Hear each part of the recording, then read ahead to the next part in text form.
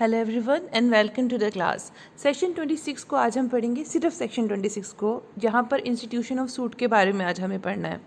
बाकी 27 से फिर हम नेक्स्ट क्लास से पढ़ेंगे, बिकॉज वहाँ पर बहुत सारे हमें सेक्शंस को कवर करना है। आज सिर्फ सेक्शन 26 के बारे में बात करेंगे, जो कहता है कि सूट को इंस्टीट्यूट करना है। सेक्शन 26 को पढ़ने के साथ साथ, जैसे कि आपको पता चल गया होगा थंबनेल से, ऑर्डर 4 को भी हम स्टडी करेंगे। वो छोटा सा ऑर्डर है हमारे पास, तो उसको भी स्टडी करेंगे। Before I start I just want to tell you all, अभी तक आपने अनअकैडमी को मुझे फॉलो नहीं किया तो बच्चे प्लीज़ देर मत कीजिए। अनअकैडमी ऐप डाउनलोड करके उस पर आप जुडिशरी कॉल सेलेक्ट करके उस पर आप मुझे मेरा नाम ढूंढ के अर्चना सुखीजा, यही जो कि यूट्यूब पर है, फॉलो कर सकते हैं। अगर आपको वहाँ पर स्पेशल क्लासेस अच्छी लगती हैं तो मेरा कोड लगा के, दैट इज़ ARCHNA, मुझे ज्वाइन भी कर सकते हैं। लिंक मैं आपको डिस्क्रिप्शन बॉक्स में जो है आपको प्रोवाइड कर दूंगी। और टेलीग्राम का अगर आपको ज्वाइन करना है because of like taking the notes और कोई भी इन्फॉर्मेशन वगैरह रहती है, तो उसके लिए भी लिंक मैं आपको डिस्क्रिप्शन बॉक्स में दे दूँगी। और कोई भी क्वेरी रहती है तो उसके लिए एक चैट ग्रुप है टेलीग्राम पे, उसका लिंक भी डिस्क्रिप्शन बॉक्स में मिल जाएगा, तो वहाँ से मुझे एक्सेस कर सकते हैं। तो सेक्शन 26 का हम पढ़ेंगे, और ये हमारा अब जो CPC की हमारी सीरीज़ चल रही है उसका 13th लेक्चर है। इससे पहले कि 12th लेक्चर आप लोग देख लीजिएगा जब भी आपको टाइम लगे, और कोई क्वेरी हो तो पूछ लीजिएगा। मैं एक क्विक रिवीजन देती हूँ कि हमने अभी तक क्या किया है, बिकॉज एक 18th में प्रॉब्लम आ रही थी एक बच्ची को, तो मैं वो ज़रूर अभी समझाना चाहूँगी before I proceed with section 26।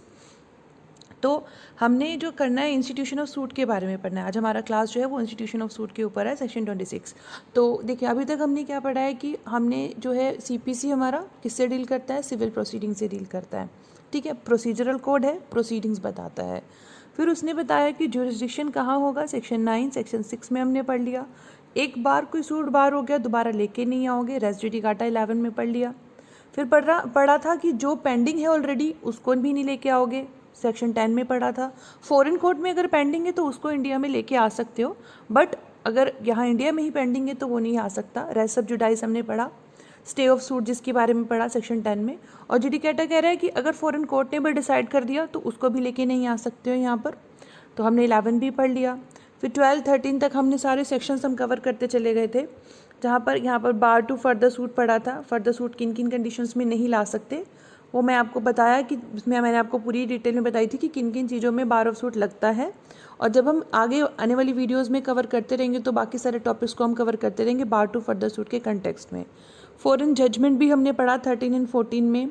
15 में पढ़ा कि कोर्ट कहाँ पर सूट इंस्टीट्यूट करेंगे। ठीक है, लोएस्ट ग्रेड की जो कोर्ट होती है वहाँ पर इंस्टीट्यूट करते हैं। सब्जेक्ट मैटर जहाँ पर होता है सिचुएटेड इमूवेबल प्रॉपर्टी के केस में, पार्टीशन के केस में, तो वो सारी चीज़ें हमने पढ़ी 16 में। फिर 17 में भी हमने पढ़ा था कि suit for immovable property situated with in jurisdiction of different courts. फिर 18 में हमने पढ़ा था कि जहाँ पर local limits of jurisdiction court की अनसर्टेन होती हैं।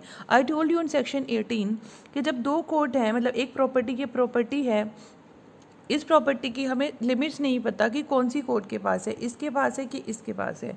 ठीक है, दो कोर्ट्स के अंदर आती है और हमें ये नहीं पता चल रहा है कि ये जो प्रॉपर्टी है, क्योंकि दो या दो से ज़्यादा कोर्ट के ये जुरिस्डिक्शन में आ रही है, तो अनसर्टेन है कि किसके पास जाया जाए। तो उस केस में क्या करें कि कोई भी कोर्ट, इनमें से ये भी चाहे ये भी, कोई भी कोर्ट अगर सेटिस्फाइड होती है कि हाँ अनसर्टेनिटी है, एलिज्ड अनसर्टेनिटी है, अनसर्टेनिटी है वो है, तो वो एक स्टेटमेंट रिकॉर्ड कर लेते हैं अपने पास में, और फिर उसके बाद में स्टेटमेंट रिकॉर्ड करने के बाद में सूट को प्रोसीड करते हैं, सूट को लेते हैं, डिस्पोज करते हैं मैटर को, जो कि ऐसी प्रॉपर्टी से रिलेटेड होता है। और उसकी डिक्री को जो वो कहते हैं उसका बिल्कुल सेम रिजल्ट होगा, जैसे कि अगर प्रॉपर सूट फाइल होता है ना, मतलब अगर कहते हैं कि सर्टेन होता है जुरिस्डिक्शन की इसी की कोर्ट में है, बिल्कुल इफेक्ट इसका वही रहेगा। ठीक है, तो इसका सबसेक्शन 2 क्या कहता है, सेक्शन 18 का। सेक्शन 18 का जो सबसेक्शन 2 है वो ये कहता है कि भाई अगर ऐसा होता है कि हमें पता है सेक्शन 18 के सबसेक्शन 1 में कहा कि रिकॉर्ड करना पड़ेगा स्टेटमेंट को कोर्ट को जब संज्ञान ले रही हैं, उस केस में जब अनसर्टेनिटी है कि किन जो जुरिस्डिक्शन है किस कोर्ट के पास में है, तो स्टेटमेंट रिकॉर्ड करना है। तो फिर कह रहे अगर स्टेटमेंट रिकॉर्ड नहीं हुआ और ऑब्जेक्शन जाता है अपैलेट या रिविजनल कोर्ट के पास कि भाई जो डिक्री है या ऑर्डर है सूट में एक ऐसी कोर्ट के द्वारा दे दिया गया है जिनके पास की जुरिस्डिक्शन नहीं था, जहाँ प्रॉपर्टी सिचुएटेड थी, यहाँ प्रॉपर्टी सिचुएटेड थी और कोर्ट ने ले लिया संज्ञान जो कि यहाँ की है, तो कह रहे हैं कि उनके पास जुरिस्डिक्शन नहीं था, तो अपैलेट और रिविजनल कोर्ट कह रहे हैं ऑब्जेक्शन को अलाउ नहीं करेंगे अगर उनकी ओपिनियन में यहाँ पर अनसर्टेनिटी नहीं थी। तो अगर अनसर्टनिटी थी तो वो ले सकते हैं संज्ञान, वो बिल्कुल लेंगे। अपैलेट और रिविजनल में लेके जाया जा सकता है। अगर स्टेटमेंट रिकॉर्ड नहीं किया गया तो जो व्यक्ति है जो भी अग्रीव्ड होगा वो ऑब्जेक्शन लेके जा सकता है कि भाई ये सूट इंस्टीट्यूट नहीं हुआ था ऐसी कोर्ट में जो कि प्रॉपर कोर्ट थी। फिर उसमें कह रहे हैं कि as to the court having jurisdiction, ये पहली बात हो गई। और दूसरी बात कह रहे हैं कि अगर लगता है उन्हें कॉन्सिक्वेंट फेलियर ऑफ जस्टिस हुआ है तो वो भी जो है तभी भी कोर्ट जो है संज्ञान ले सकती है। मतलब जब कोर्ट को लगे कि जस्टिस नहीं हुआ, न्याय नहीं हुआ, तभी भी जब कोर्ट को लगे कि हाँ यहाँ पे अनसर्टनिटी थी और फिर उन्होंने अब जो है स्टेटमेंट को रिकॉर्ड नहीं किया तो अपैलेट और रीजनल कोर्ट उसको संज्ञान में ले सकती है। तो मैंने डिटेल में पहले ही बताया हुआ है, वो वीडियो ज़रूर देख लेना, एक बार फिर से क्लियर हो जाएगा। फिर भी कोई डाउट हुए तो पूछ लीजिएगा। तो सेक्शन 26 पे आगे बढ़ते हैं। सब पहले समरी देख लो सेक्शन 26 की और ऑर्डर 4 दोनों को साथ में पढ़ना है। क्या कहते हैं सेक्शन 26 हमारे सीपीसी का कहता है इंस्टीट्यूशन ऑफ सूट, कि सूट कैसे इंस्टीट्यूट होगा। सिंपल लैंग्वेज में अगर हम समझे तो जब भी एक सूट इंस्टीट्यूट होता है तो कैसे होता है, वो एक प्लेंट के जरिए होता है। सिंपल लैंग्वेज में समझें कि कोई भी सूट अगर इंस्टीट्यूट होता है तो पहले प्लेंटिव जो होता है वो प्लेंट लेके जाता है, मतलब जो वादी होता है वो वाद पत्र लेके जाता है, तो समझते हैं कि सूट इंस्टीट्यूट हो जाएगा। तो सेक्शन 26 कैसे डील करता है इंस्टीट्यूशन ऑफ सूट से। No suit can be instituted without service of notice if such service of notice is required statutorily as a condition precedent. अगर कभी कहा जा रहा है कि भाई एक सूट इंस्टीट्यूट करने से पहले नोटिस देना ज़रूरी है, तो नोटिस देने से पहले जो कह रहे हैं कि आप अगर कंडीशन यही है कि नोटिस देना ज़रूरी है तो उस सूट के जो वाद लेके आ रहे हैं उस वाद के अकॉर्डिंग तो पहले नोटिस दीजिए फिर सूट को इंस्टीट्यूट कीजिए। फिर ऑर्डर 4 का रूल 1 कहता है कि हर कोई सूट जो होगा वो सूट इंस्टीट्यूट होगा presentation of plaint in duplicate और in such manner as may be prescribed by the court. तो पहली बात ये कह रहे हैं कि इंस्टीट्यूट कैसे होगा, सूट इंस्टीट्यूट होगा प्लेन से, प्लेन इंस्टीट्यूट से होगा और डुप्लीकेट में होगा। डुप्लीकेट का मतलब 2 कॉपी जाएंगी, जब वाद पत्र की जाती हैं तो 2 कॉपी जाती हैं। और इन सच अदर मैनर, जैसे कि कोर्ट में अगर कुछ और तरीका बताया तो उस तरीके से जाएगा। प्लेंटिव ही सूट को इंस्टीट्यूट करेगा या फिर उनका एडवोकेट भी कर सकता है या फिर कोई रिकॉग्नाइज्ड एजेंट भी प्लेंटिव भेज सकता है कि मेरे बदले जाके सूट इंस्टीट्यूट कर दो। यहाँ देखने वाली बात है कि पोस्ट के थ्रू आप भेज करके नहीं इंस्टीट्यूट कर सकते, ठीक है, या कोई दलीय अथोराइज्ड पर्सन है जिसको एजेंट हो गया या फिर किसी और व्यक्ति को अगर अथोराइज करते हैं कि जाओ मेरे बिहाफ पर आप सूट इंस्टीट्यूट कर दीजिए तो वो कर सकता है। तो प्रोसीडिंग जब तक कमेंस नहीं होती, स्टार्ट नहीं होती, जब तक कि प्लेंट जो है वो दाखिल नहीं किया जाता है। हम समरी पढ़ रहे हैं सेक्शन 26 की और ऑर्डर 4 की। तो हर कोई सूट कैसे इंस्टीट्यूट होगा, प्लेंट में, प्लेंट के थ्रू होगा और प्रॉपर कोर्ट में जाके होगा, है ना। 2 बातें हो गई, प्लेंट में और दूसरी बातें कह रहे हैं कोर्ट के पास जाकर के होंगी, या फिर हम कोर्ट को देंगे प्लेंट या फिर such officer as it appoints in that behalf. अगर कोर्ट ने कोई और ऑफिसर को अपॉइंट किया है कि भाई आप प्लेंट जो भी आएंगे उन्हें आप कंसीडर कर लीजिएगा, या तो वो वैसे होगा प्लेंट लिया जाएगा उनके द्वारा जो कि कोर्ट होंगी, या फिर कोर्ट के द्वारा अपॉइंट किए गए किसी ऑफिसर के द्वारा। ये बात कहाँ लिखाई गई, ऑर्डर 4 रूल 1 सब रूल 1 में अभी हम पढ़ेंगे। और प्रेजेंटेशन कैसे होगी, must be by delivery to the court और इट्स ऑफिसर आइदर पर्सनली और बाय प्लीडर, मतलब व्यक्ति प्लेंटिव खुद जाके भी कर सकता है या फिर अपने प्लीडर के थ्रू भी भेज सकता है। पोस्ट के थ्रू भेजना सफिशिएंट नहीं है, ये मैंने आपको बता ही दिया है।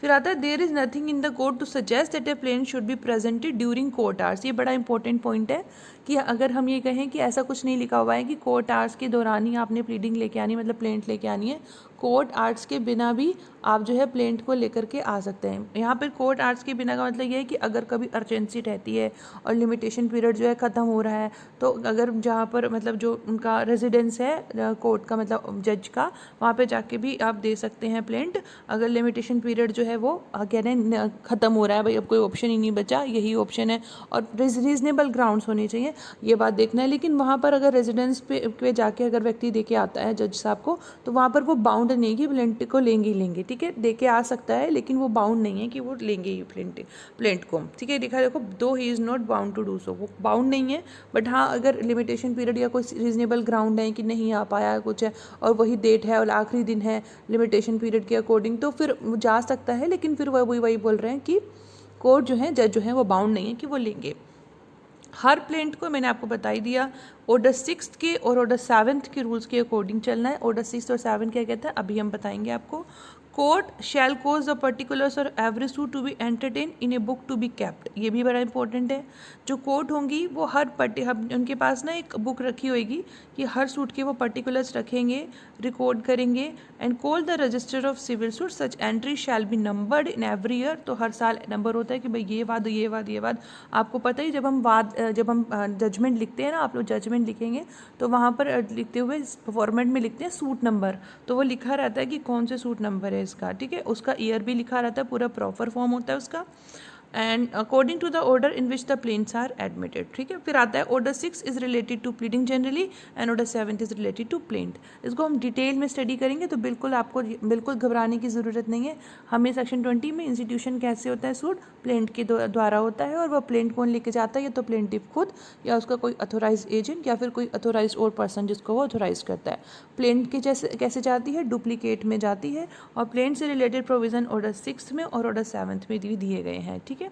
फिर आइए नेक्स्ट हम पढ़ते हैं ऑर्डर 6 क्या कहता है, 7 क्या कहता है, सॉरी ऑर्डर 7 कहता है कि प्लेंट जब जाएगी तो उसके अंदर क्या क्या चीज़ें होती हैं। तो वैसे तो हम सब LLB के स्टूडेंट हैं ही, और हमने प्लेंट वगैरह सब ये फॉर्मेट करना, मतलब प्लेंट को वैसे हमने प्लीडिंग कर जो मतलब हमारा ड्राफ्टिंग एंड प्लीडिंग का पूरा सब्जेक्ट रहता है, उसमें हमने किया ही होता है कि प्लेंट जो है वो किस तरीके से करनी है। तो वही सारी चीज़ें इसके अंदर लिखी हुई हैं कि सबसे पहले कोर्ट का नाम होता है, ये ऑर्डर 7 का रूल 1 है, जहाँ पे particulars to be contain in plaint के बारे में लिखा है कि प्लेंट में क्या क्या चीज़ जाएंगी। तो क्या क्या, जब सूट इंस्टीट्यूट करें तो ये भी पता होना चाहिए कि प्लेंट लेके जा रहे हैं तो प्लेंट में क्या क्या चीज़ जाएंगी। प्लेंट में सबसे पहले कोर्ट का नाम रहता है, प्लेंटिफ का नाम, डिस्क्रिप्शन, प्लेस ऑफ रेजिडेंस रहता है, डिफेंडेंट का रहता है, फिर वेयर द प्लेंटिफ और डिफेंडेंट माइनर है या फिर person of unsoundness of mind का व्यक्ति है, तो ये बात लिखी रहती है। जो भी कोज ऑफ एक्शन है, किस वजह से वाद को लाया जा रहा है कोर्ट में, वो लिखा रहता है। ज्यूरिस्डिक्शन बताना, ये पॉइंट लिखा रहता है। आपने अगर ड्राफ्टिंग एंड प्लीडिंग वाला अभी पढ़ लिया है अपना सब्जेक्ट, तो बिल्कुल लिखा रहता है उसमें कि भाई ज्यूरिस्डिक्शन है कोर्ट का, ये बात भी मेंशन करनी होती है प्लेंट में। रिलीफ क्या चाहता है प्लेंटिफ, क्या ये कोज ऑफ एक्शन तो समझ में आ गया, लेकिन वो क्या चाहता क्या है, उसके हिसाब से उसको क्या दिया जाए, क्या किस लिए कोर्ट में आ रहा है, क्या अपना राइट मांगने आ रहा है। वेयर द प्लेंटिफ, अगर सेट ऑफ उसने अलाउ किया है तो वो चीज़ यहाँ पर, अगर उसने कोई क्लेम का पोर्शन को रेलिंक्विश किया, मतलब ख़त्म करा है, वो नहीं मांग रहा वो, तो वो चीज़ भी मेंशन करेगा। फिर statement of the value subject matter of the suit, कि बताएगा कि भाई सब्जेक्ट मैटर ऑफ सूट कितनी वैल्यू का है, किस लिए बताएगा, क्योंकि जो हमें पता है जब कोर्ट के पास जुरिस्डिक्शन है या नहीं, इस चीज़ से पता चलेगा कि बस सब्जेक्ट मैटर कितनी का है, कितनी की प्रॉपर्टी का है। तो दैट इज़ व्हाट मेंशन करनी पड़ेगा कि सब्जेक्ट मैटर इतने का है, तो उसका मतलब कोर्ट के पास जुरिस्डिक्शन है। तो प्लेंट में हम ये चीज़ें लिख के जाते हैं। फिर आता है ऑर्डर 6, जिसमें प्लीडिंग को डिफाइन किया गया। तो सब रूल 1 जो है इसका हमारा प्लीडिंग का, वो यही बात कहता है कि प्लीडिंग का मतलब प्लेंट और रिटन स्टेटमेंट दोनों होते हैं। तो जनरली जब हम स्टार्टिंग करते हैं ना अपनी LLB की, तो ये हमें कन्फ्यूजन रहता है कि प्लीडिंग माने क्या होता है। प्लीडिंग में दोनों चीज़ें आती हैं, प्लेंट या रिटन स्टेटमेंट, और ये एक प्री में क्वेश्चन भी आता है। हालांकि आप बोलेंगे कि ऐसा स्टूपिड सी बात कर रही हूँ मैं, नहीं बच्चे स्टूपिड बात बिल्कुल नहीं कर रही हूँ।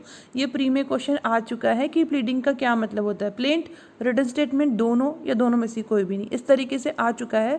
तो प्लीडिंग का जो मतलब होता है उसमें प्लेंट और रिटन स्टेटमेंट दोनों आते हैं। प्लीडिंग वर्ड जो है वो प्ली से डिनोट हुआ है, प्ली से आया, तो प्ली तो दोनों ही लेके जाएंगे ना अपनी अपनी प्रार्थनाएं। तो प्लेंटिफ भी अपनी बात लेके जा रहा है, तो रिटन स्टेटमेंट में जो है जो हमारा प्रतिवादी है वो भी लेके जा रहा है कि भाई ये मेरे साथ, ये मैं इसका खंडन करता हूँ, ये मैं एक्सेप्ट करता हूँ, जो भी केस होगा। तो प्लीडिंग में दोनों चीज़ आती हैं, प्लेंट और रिटन स्टेटमेंट। फिर सब रूल 2 जो है इसका वो कह रहा है pleading to state material facts and not evidence. ये हमें रूल पता होना चाहिए। ये भी एक प्री का क्वेश्चन है कि प्लीडिंग के अंदर क्या एविडेंस आते हैं, नहीं, प्लीडिंग के अंदर एविडेंस कभी नहीं लिखने। प्लीडिंग के अंदर सिर्फ मैटर्स ही लिखने हैं, एविडेंस कभी नहीं लिखने, किनके थ्रू हम अपना केस को जो है ये हमारे जो है ये हमारे एविडेंस है, इनके थ्रू हम केस को प्रूव करेंगे, ऐसा नहीं लिख के आना है उसके अंदर। तो ये भी बात हमें इसके अंदर देखनी है। हालांकि आप बिल्कुल निश्चिंत रहिएगा, ये मैं आपको डिटेल में समझाने वाली हूँ। सेक्शन 26 की बात करें तो ये हम बेयर एक्ट लैंग्वेज से समझ लेते हैं, बेयर एक्ट की। तो क्या कह रहा है, इंस्टीट्यूशन ऑफ सूट, जैसे कि बताई दिया मैंने आपको, तो हर कोई सूट जो होगा वो प्लेंट को प्रेजेंट करके या फिर जिस मैनर में कहा गया उस मैनर में एक प्ली ला करके तभी इंस्टीट्यूट होगा। जनरली प्लेंट से ही होएगा, उसका कोई और ऑप्शन नहीं, कोई दूसरा रास्ता नहीं। और in such other manner as may prescribed. हर प्लेंट और फैक्ट जो होंगे वो एफिडेविट के थ्रू प्रूफ होंगे। यहाँ देखना मैंने लिखा है एफिडेविट के थ्रू प्रूफ होंगे, तो इसका मतलब ये होता है कि एफिडेविट लगेगा हमेशा प्लेंट के साथ में। और एफिडेविट ये भी आपने जब प्लेंट अगर ड्राफ्टिंग प्लीडिंग कर ली होगी तो उसमें भी आपको पता होगा कि वहाँ एफिडेविट लगता है। और एफिडेविट लगने के बाद में जो वहाँ पर बैठे होते हैं अधिकारी वो बिल्कुल चेक करते हैं कि भाई बिल्कुल ठीक तरीके से प्लेंट आई है कि नहीं आई है। नहीं आई तो फिर वो दोबारा देते हैं कि ठीक करके लेके आइए। तो provided such an affidavit shall be in the form and manner as prescribed under order 6 of rule 15A। तो यहाँ पर कह रहे हैं कि यहाँ पर ये भी जो होगा पूरी हमारे सीपीसी में उसका फॉर्मेट बताया कि इस फॉर्मेट में आएगा, उसी के अकॉर्डिंग जो है आपने एफिडेविट को लेके जाना है। फिर आता है ऑर्डर फोर्थ। तो ऑर्डर फोर्थ क्या कहते हैं, देखो ये भी वही बात कहते हैं जो सेक्शन 26 का हेडिंग था, इंस्टीट्यूशन ऑफ सूट। ये भी यही कह रहा है कि सूट जो होंगे वो कमेंस होंगे, मतलब शुरू होंगे कैसे, प्लेंट लेके आओगे, वाद पत्र लेके आओगे तब। और कैसे लेके आओगे, डुप्लीकेट में। स्टार्टिंग में पढ़ लिया था, मतलब 2 कॉपी लेके आओगे आप कोर्ट के पास में, या तो कोर्ट के पास में या कोर्ट अगर कोई और ऑफिसर को अपॉइंट करते हैं अपने बिहाफ पे तो उनको दोगे लाके। और हर एक प्लेंट को जो होंगे जो रूल्स प्रिस्क्राइब्ड है कहाँ, ऑर्डर 6 और ऑर्डर 7 में, उन रूल्स के अकॉर्डिंग लेके आओगे। फिर सब रूल 3, हमारा रूल 1 का सब रूल 3 ये कहता है कि अगर इनके अकॉर्डिंग आप नहीं लाओगे तो हम सूट को इंस्टीट्यूट हुआ माना नहीं जाएगा। मतलब सूट को इंस्टीट्यूट हुआ हम नहीं मानेंगे जब तक आप इन दोनों रूल्स के अकॉर्डिंग नहीं लाओगे। कैसे, डुप्लीकेट में कोर्ट को दोगे या कोर्ट के ऑफिसर को दोगे, जैसा भी अगर कोर्ट ने अपॉइंट किया है, ऑर्डर 6 और ऑर्डर 7 के अकॉर्डिंग लाओगे। नहीं लाओगे तो सूट को इंस्टीट्यूट हुआ माना नहीं जाएगा। The plaint shall not be deemed to be duly instituted unless it complies with the requirement in specified in sub rules 1 and सब रूल 2। फिर रजिस्टर ऑफ सूट्स के बारे में ये भी मैंने आपको बता दिया है कि कोर्ट रजिस्टर मेंटेन करके रखते हैं कि इस साल में ये वाद आया, ये वाला सूट आया, ये वाला प्लेंट का ये नंबर था, उसके अकॉर्डिंग मेंटेन करके रखते हैं। The court shall cause the particulars of every suit to be entered in book to be kept for the purpose and called the register of civil suit. क्या कहते हैं उसको, रजिस्टर ऑफ सिविल सूट कहते हैं। Such entry shall be numbered in every year according to order in with the plaints are admitted. और हमें अच्छे से पता है जब हम सूट इंस्टीट्यूट करने के लिए प्लेंट लेके जाते हैं तो वहाँ पर जब जजमेंट आता है तो उसमें जजमेंट में लिखा रहता है कि भाई ये जजमेंट लिखने में ये आता है कि भाई ये था इसका जजमेंट का जो नंबर, हम सूट नंबर है लिखते हैं, ये सूट नंबर है, सूट यहाँ पे ये जो है जजमेंट की डेट लिखते हैं, सूट इंस्टीट्यूटेड वाली डेट लिखते हैं, हम सब कुछ उसके अंदर प्रॉपर मेंशन करते हैं। तो ये चीज़ हमें ध्यान रखनी है कि ये सब चीज़ें जो होती हैं वहाँ पर कोर्ट रजिस्टर के पास, जो रजिस्टर होता है जो कोर्ट के पास, वहाँ पर लिखा रहता है। तो सेक्शन 26 हो गया, बड़ा ईजी है ये, ऑर्डर 4 के साथ पढ़ना हमेशा, बिल्कुल ध्यान रखना। जब एग्ज़ाम में अगर आए, वैसे तो जनरली चांसेस कम हैं बट फिर भी आपके प्री वगैरह में आ सकता है। तो इंस्टीट्यूशन ऑफ सूट कहाँ पे मेंशन किया हुआ है, तो ऑर्डर 4 में मेंशन किया हुआ है, तो ध्यान रखिएगा। ऑर्डर 4 को ऑर्डर 6 के साथ पढ़ना है, और अगर आ जाता है तो दोनों साथ में लिख के आना है। सेक्शन 26 आता है तो ऑर्डर 4 को लिखना मत भूलना। और क्या क्या कंडीशन है मैंने आपको बता दी। और दूसरी बात हमने ये भी देख लिया कि भाई रजिस्टर ऑफ सूट्स हैं, तो ये भी हमने बिल्कुल लिख के आना है। उसके साथ साथ अगर ये याद रह जाए कि ऑर्डर 6 और ऑर्डर 7 में क्या बातें कही हुई हैं प्लेन से रिलेटेड, तो वो लिख के आ जाओगे तो सोने पे सुहागा हो जाएगा। ठीक है, thank you so much, thanks a lot. और फॉलो ज़रूर कर लेना बच्चों अनअकैडमी पर। अभी तक फॉलो नहीं किया आप लोगों ने मुझे, जिन्होंने किया है बहुत बहुत धन्यवाद, और बाकी जिन्होंने नहीं किया प्लीज़ कर लीजिएगा। Thank you so much.